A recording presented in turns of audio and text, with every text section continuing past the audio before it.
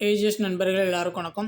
இன்றைக்கி வந்து நம்ம என்ன பார்க்கலான்னு பார்த்தீங்கன்னா, தேர்தல் ஆணையம் அந்த டாப்பிக்லேருந்து இதுக்கு முன்னாடி டிஎன்பிஎஸ்சி எக்ஸாம்ஸில் வந்து என்ன மாதிரி கொஷின்ஸ்லாம் வந்து கேட்டிருக்காங்க அப்படின்னு சொல்லிட்டு நம்ம ப்ரீவியஸ் இயர் கொஷின்ஸ் வந்து பார்க்கலாம். சரிங்களா? நம்ம சேனலில் பார்த்தீங்கன்னா டாபிக் வைஸ் நம்ம ப்ரீவியஸ் இயர் கொஷின்ஸ் வந்து அப்டேட் பண்ணி கொடுத்துட்ருக்கோம். நம்மளோட சேனல் சப்ஸ்கிரைப் பண்ணாதவங்க கொஞ்சம் சப்ஸ்கிரைப் பண்ணி அதை ஃபாலோ பண்ணி வச்சுக்கோங்க. சரி, வாங்க பார்க்கலாம். ஃபர்ஸ்ட் கொஷின் பாருங்கள். இந்தியாவில் முதல் முறையாக தனி வாக்காளர் முறை சட்டம் கொண்டு வரப்பட்ட ஆண்டு சட்டம் வந்து எது அப்படின்னு சொல்லி கேட்குறாங்க. அதுக்கான ஆன்சர் பார்த்தீங்கன்னா ஆப்ஷன் ஏ, 1909 ஆண்டு சட்டம். அடுத்த கொஸ்டின் பாருங்கள். பொது தேர்தலில் வாக்களிக்கும் வயது 21 ஆண்டிலிருந்து 18 ஆக குறைக்கப்பட்டது எந்த சட்ட திருத்தம் அப்படின்னு சொல்லி கேட்குறாங்க. 21 வயசுலேருந்து 18 வயசை வந்து குறைச்சிட்டாங்க. ஸோ வாக்களிக்க குறைந்தபட்ச வயது வந்து 18 வயது கம்ப்ளீட் ஆயிருந்துச்சுன்னா நம்ம வந்து வாக்களிக்கலாம். ஸோ அது வந்து எந்த சட்ட திருத்தத்தில் வந்து குறைச்சாங்க அப்படின்னு தான் கேட்குறாங்க. அதுக்கு ஆன்சர் ஆப்ஷன் பி, 61வது சட்ட திருத்தம். அடுத்து பாருங்கள். கீழ் காணப்படும் பிரிவுகளில் எது இந்திய தேர்தல் ஆணையத்திற்கு தேர்தல் தேதியினை அறிவிக்கும் அதிகாரம் அளிக்கின்றது? ஸோ இதுக்கான ஆன்சர் ஆப்ஷன் ஏ, மக்கள் பிரதிநிதித்துவ சட்டம் 1951 பிரிவு 14 மற்றும் 15 தேர்தல் தேதியை பற்றி சொல்கிற ஆர்டிக்கிள். ஸோ எந்த சட்டம் அப்படின்னு சொல்லிட்டு பார்த்துக்கோங்க. அடுத்து பாருங்கள். பாராளுமன்ற அல்லது சட்டமன்ற தொகுதிக்கான தேர்தல் பட்டியல்களை தயாரிப்பது டேஷ் பொறுப்பு? இதுக்கான ஆன்சர் ஆப்ஷன் சி, தேர்தல் பதிவு அதிகாரியுடைய பொறுப்பு. அடுத்து பாருங்கள். இந்தியாவில் எத்தனை பாராளுமன்ற தொகுதிகளில் 17வது மக்களவைக்கான தேர்தல் நடைபெற்றது? இதுக்கான ஆன்சர் பார்த்தீங்கன்னா ஆப்ஷன் பி, 542 தொகுதியில் தான் வந்து நடந்துச்சு. 17வது மக்களவை தேர்தலில் பார்த்தீங்கன்னா மொத்தம் மக்களவை தொகுதிகள் வந்து மொத்தம் 545. அதில் 2 பேர் பார்த்திங்கன்னா குடியரசுத் தலைவர் வந்து நியமனம் பண்ணுவார். பேலன்ஸ் பார்த்திங்கன்னா 543 தொகுதியில் வந்து நடக்கணும். ஆனால் பார்த்திங்கன்னா 542 தொகுதியில் மட்டும் தான் வந்து நடந்திருக்கும். ஒரு தொகுதியில் மட்டும் நடந்திருக்காது. அது வந்து எந்த தொகுதி அப்படின்னு சொல்லி பார்த்திங்கன்னா வேலூர் தொகுதி தான். அது பார்த்திங்கன்னா 17வது மக்களவை தேர்தல். சரிங்களா? இப்போ ரீசெண்டாக முடிஞ்சது பார்த்திங்கன்னா 18வது மக்களவை தேர்தல். ஸோ இதை வந்து ஞாபகம் வச்சுக்கோங்க. வேலூர் தொகுதியில் தான் வந்து நடந்திருக்காது. அங்கே கொஞ்சம் பிரச்சனையாக இருக்கும். அடுத்த விஷயம் பாருங்கள். கீழே கொடுக்கப்பட்டுள்ள உயர் பதவி அலுவலர்களின் பட்டியலை கவனித்து அவர்கள் பதவியின் அடிப்படையிலான முன்னுரிமை படிநிலை பட்டியலை கண்டறிய.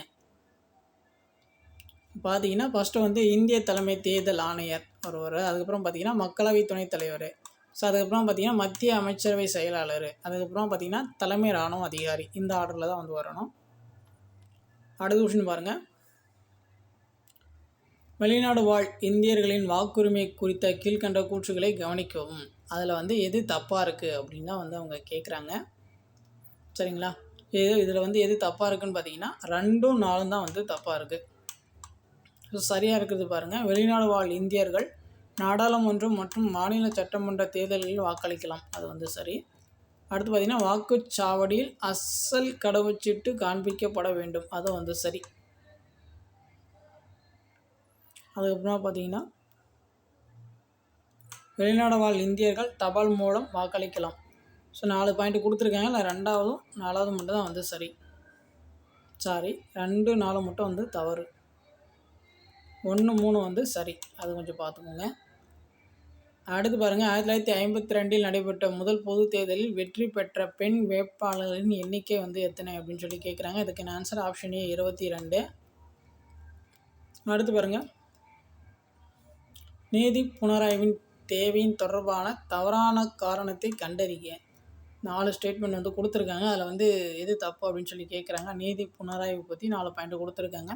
அரசமைப்பை அனைத்திற்கும் மேலானது என்ற கொள்கையை உயர்த்தி பிடிக்க, கூட்டாட்சி சமநிலையை தொடர்ந்து பராமரிக்க, குடிமக்களின் அடிப்படை உரிமைகளை பாதுகாக்க, மக்களின் விருப்பமே அனைத்திற்கும் மேலானதாக இருக்குது. எது தப்பாக இருக்குன்னா ஆப்ஷன் பி.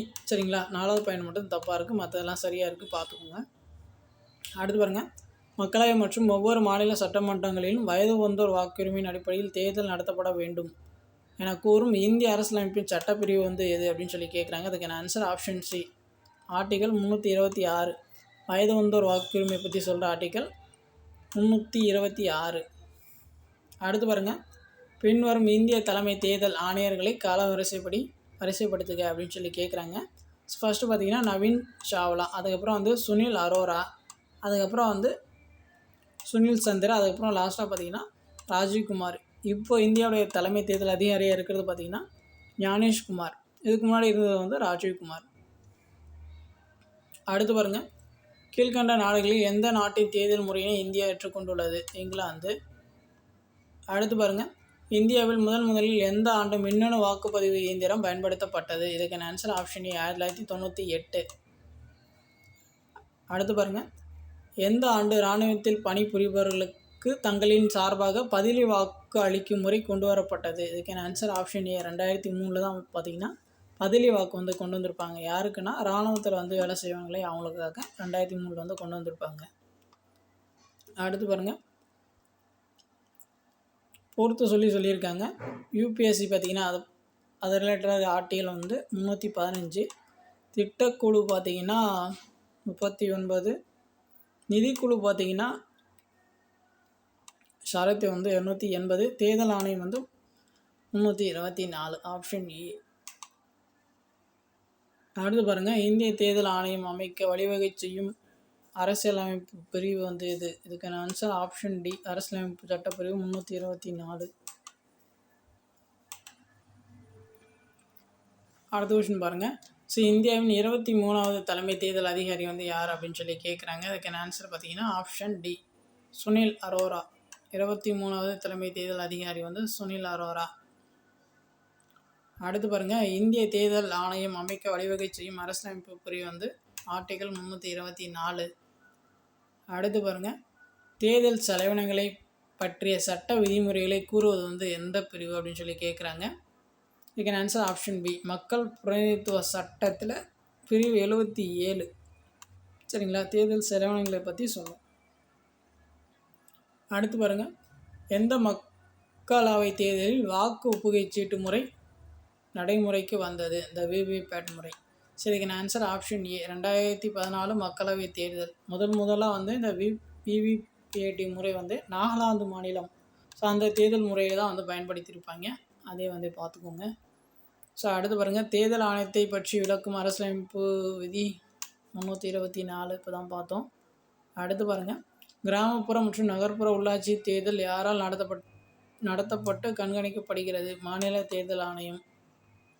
அடுத்து பாருங்கள், பதிவு உரிமை பெற்ற ஒரு அரசியல் கட்சி பல கோஷ்டிகளாக உடையப்படும் போது ஏதோ ஒரு கோஷ்டியை மட்டும் பதிவுரிமை பெற்ற கட்சியாக அங்கீகரிக்கும் அதிகாரம் யாரிடம் உள்ளது?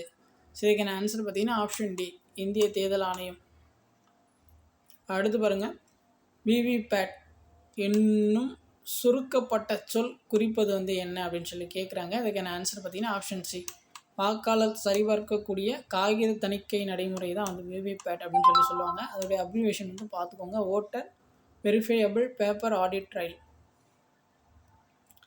அடுத்து பாருங்கள், 2019 17வது மக்களவைத் தேர்தலில் வாக்காளர்களாக பதிவு செய்து கொண்டவர்களின் எண்ணிக்கை வந்து எவ்வளோ அப்படின்னு சொல்லி கேட்குறாங்க. அதுக்கான ஆன்சர் ஆப்ஷன் டி 90 கோடி. அடுத்து பாருங்கள், சோஃபாலஜி என்பது டேஷ் பற்றிய ஆய்வாகும். இதுக்கான ஆன்சர் ஆப்ஷன் சி தேர்தல். அடுத்து பாருங்கள், அரசியல் கட்சிகளுக்கு சின்னங்களை ஒதுக்குவது எது அப்படின்னு சொல்லி பார்த்தீங்கன்னா தேர்தல் ஆணையம் தான் வந்து ஒதுப்பாங்க. அதுக்கப்புறம் பாருங்கள், தேர்தல் ஆணையம் எந்த ஆண்டிலிருந்து 3 அங்கத்தினர் அமைப்பானது? இதுக்கான ஆன்சர் ஆப்ஷன் டி 1993 3 அங்கத்தினர் அமைப்பாக மாறிடுச்சு. அடுத்து பாருங்கள், கூற்று காரணம் வந்து கொடுத்துருக்காங்க. கூற்று பாருங்கள், இந்திய அரசியல் அமைப்பானது தேர்தல் ஆணையம் சுதந்திரமாக செயல்பட வழிவகை செய்கிறது. காரணம், சுதந்திரமான மற்றும் நியாயமான தேர்தலை நடத்த உறுதி செய்கிறது. இதுக்கான ஆன்சர் ஆப்ஷன் ஏ கூற்று காரணம் ரெண்டுமே சரியான விளக்கம் தான். அடுத்து பாருங்கள், தேர்தல் ஆணையம் தனது வருடாந்திர அறிக்கையை யாருக்கு சமர்ப்பிக்க வேண்டும்? இதுக்கான ஆன்சர் ஆப்ஷன் டி இந்திய குடியரசுத் தலைவர்கிட்ட தான் வந்து அவங்களுடைய ரிப்போர்ட் எல்லாமே வந்து சமர்ப்பிக்கணும். ஸோ அவ்வளோதான், இந்த டாப்பிக்லேருந்து கேட்ட கொஷின்ஸில் வந்து கொடுத்தாச்சு. உங்களுக்கு வேறு ஏதாச்சும் டவுட் இருந்துச்சுன்னா நீங்கள் வந்து கமெண்ட் பண்ணுங்கள், நம்ம வந்து ரெஸ்பான்ஸ் பண்ணுவோம். ஸோ இப்போ தான் வந்து நம்ம சேனல் ஃபஸ்ட் டைம் பார்க்குறீங்கன்னா கொஞ்சம் சப்ஸ்கிரைப் பண்ணுங்கள், சப்போர்ட் பண்ணுங்கள், ஃப்ரெண்ட்ஸ்க்கு கொஞ்சம் ஷேர் பண்ணுங்கள். தேங்க்யூ.